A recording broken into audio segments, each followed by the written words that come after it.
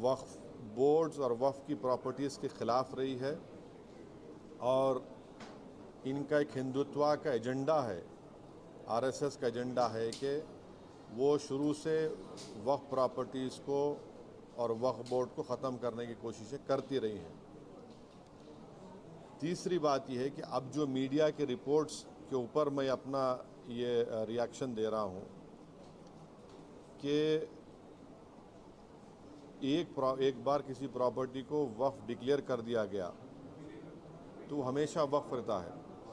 तो वक्फ एक्ट जो है 54 का है और 96 का है, जो 96 के एक्ट तो 2013 में अमेंड किया गया।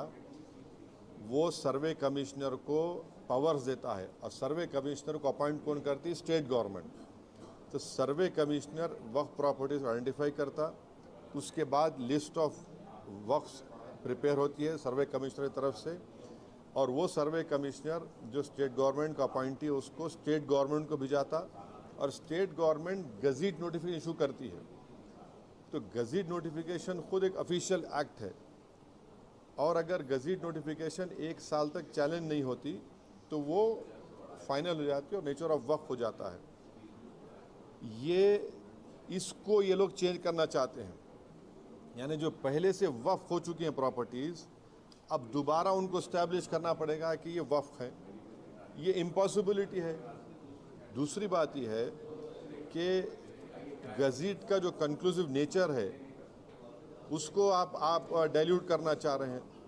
माने अब कई लोग वक्फ की प्रॉपर्टीज़ में इंक्रोचर्स है, इलीगल तरीके से वहाँ पर है, तो इनको एक मौका मिल जाएगा कि वो वक्फ प्रॉपर्टीज़ को बोलेंगे कि हमारी प्रॉपर्टी है, प्राइवेट वक्फ की प्रॉपर्टी नहीं है। और कोई भी प्रॉपर्टी में ये झगड़े होते कहीं ना कहीं, तो उसको एक एंक्रोचर्स को एक मौका मिल जाएगा। तीसरा न्यूज़ रिपोर्ट ये बोलता है कि अमेंडमेंट इन इस्टेब्लिशमेंट और कंपोजिशन ऑफ वक्फ बोर्ड। तो ये एक्ट खुद ये बोलता है कि हर स्टेट में एक वक्फ बोर्ड होना चाहिए और बोर्ड रिस्पॉन्सिबल होगा उसके एडमिनिस्ट्रेशन और मैनेजमेंट ऑफ वक्फ प्रॉपर्टीज़ के लिए। अब अगर आप अमेंडमेंट करेंगे इस्टेब्लिशमेंट एंड कंपोजिशन ऑफ वक्फ बोर्ड में तो एक एडमिनिस्ट्रेटिव क्योस होगा, loss of autonomy Waqf board का होगा, और ये गवर्नमेंट का जो कंट्रोल है वक्फ बोर्ड के ऊपर, गवर्नमेंट का कंट्रोल बढ़ेगा तो वक्फ के इंडिपेंडेंस पे एक बहुत बड़ा असर पड़ेगा। चौथी बात उसमें यह है कि वक्फ ट्रिब्यूनल्स है। अब ये जो मीडिया रिपोर्ट ये बोल रहा है कि गवर्नमेंट इन ट्राइब्यूनल्स को डाइल्यूट करना चाहती है। अब ये ट्राइब्यूनल्स के पावर्स को आप डाइल्यूट कर देंगे तो फिर ये केसेस का क्या होगा? इनएफेक्टिव इन्फोर्समेंट होगा। पांचवी बात जो मीडिया रिपोर्ट्स के ऊपर मैं बोल रहा हूँ आपको, इसमें लिखा गया कि अगर कोई डिस्प्यूटेड प्रॉपर्टी है तो डिस्प्यूटेड प्रॉपर्टी का ये लोग बोलेंगे नहीं, प्रॉपर्टी डिस्प्यूटेड है, इसका सर्वे हम कराएंगे। अगर कोई प्रॉपर्टी डिस्प्यूट है तो उसका फैसला जुडिशरी करती। यहाँ पर मोदी हुकूमत डिस्प्यूट क्रिएट करेगी, उसका सर्वे कराएंगे। अब सर्वे एग्जीक्यूटिव कराएगा या सीएम कराएगा या बीजेपी कराएगी। अब जाहिर नतीजा क्या निकलेगा आपको मालूम। तो ये भी एक तरीक़ा है उस डिस्प्यूटेड प्रॉपर्टीज़ को डिस्प्यूट बनाना, पहले फिर सर्वे कराना उसका, और सर्वे में रिपोर्ट लिख देना कि नहीं ये वक्फ नहीं है। ऐसे कई मस्जिद दरगाहें हैं हमारे भारत में जहाँ पर बीजेपी आरएसएस ये क्लेम करती है कि वो दरगाह और मस्जिद नहीं है। तो जो पावर जुडिशरी का है वो एग्जीक्यूटिव छीनना चाह रहा है उसको। और एक बात जो मीडिया रिपोर्ट्स के मालूम ये हो रही है कि